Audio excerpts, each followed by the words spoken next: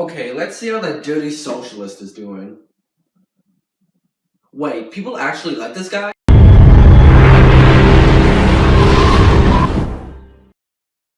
Hey guys, this is Political History here with me, Garrett, and today we are going to be talking about the most controversial presidential candidate yet.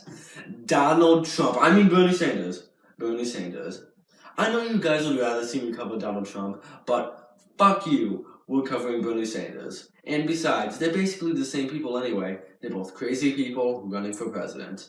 Let's get into it. Bernie Sanders was born on September 8th, 1941 in Brooklyn, New York. His father was a paint salesman and was a Polish immigrant. His mother was born in New York City. The Sanders were poor, and basically Bernie Sanders lived on the street. He lived the thug life. But no, seriously though, Bernie Sanders lived in a one-bedroom apartment with his whole family. But surprisingly, it was his brother who got him interested in politics. As an elementary school student, Bernie Sanders was a kick-ass basketball player.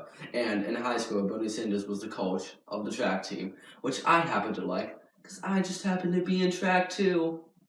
Excellent.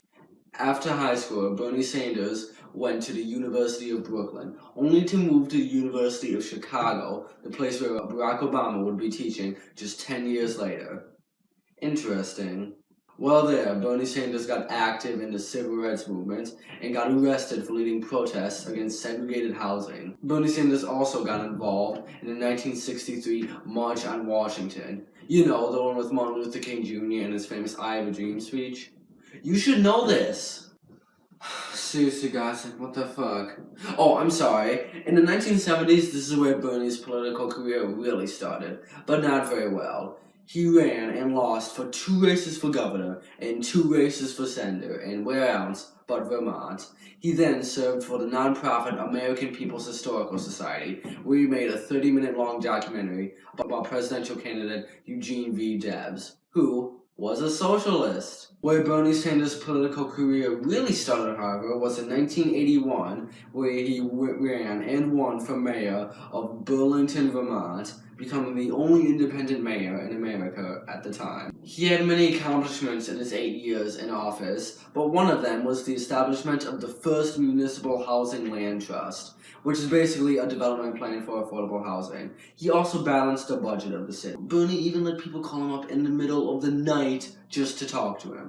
That's dedication. Because of Bernie's top-notch mayorship, the city of Burlington is a very successful city and shows the world what Bernie Sanders can really do. Fast forward to 1990, where Bernie Sanders was the first independent to win a seat for the U.S. House of Representatives in 40 years. He did many things at this time, but a few things I'd like to focus on is 1, his position on the North American Free Trade Agreement, or NAFTA, saying, quote, "If NAFTA passes, it will be easier for corporate profits to soar because companies can move their headquarters to Mexico and hire workers for his slave labor wages." Another thing I would like to mention is that Bernie Sanders voted against the invasion of Iraq in 2003, arguing who would take control of Iraq after Saddam Hussein fell. And yes, before Trump, I might add. But Bernie Sanders had big things coming in 2006. In 2006, Bernie Sanders won a Senate seat in Vermont, beating out Vermont's richest man.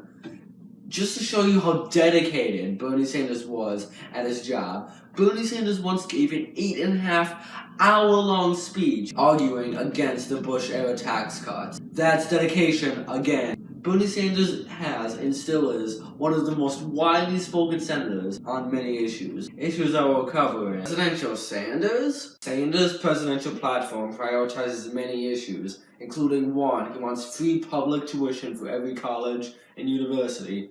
Public college and university, that is. 2, he wants a $15 national minimum wage. He wants a $1 trillion jobs and infrastructure bill, a comprehensive immigration reform, raising taxes on the wealthy and the corporations. He also wants to focus on criminal justice reform.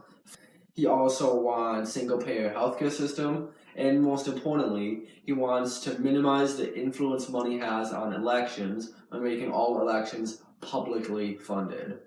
Speaking of publicly funded elections, Bernie Sanders has been receiving small donations for his presidential campaign instead of big public donations from big businesses or super PACs, which, if you ask me, is a pretty hard thing to do, but has been working pretty well for him. But most importantly, Bernie Sanders isn't this kind of socialist. He is this kind of socialist, which, if you ask me, doesn't look half bad. Well, thanks for watching this video, and make sure to subscribe down below. Very much appreciated. Also, make sure to like, comment if you have any suggestions, and especially share this video. Share this video with everyone you know, because I really need those shares.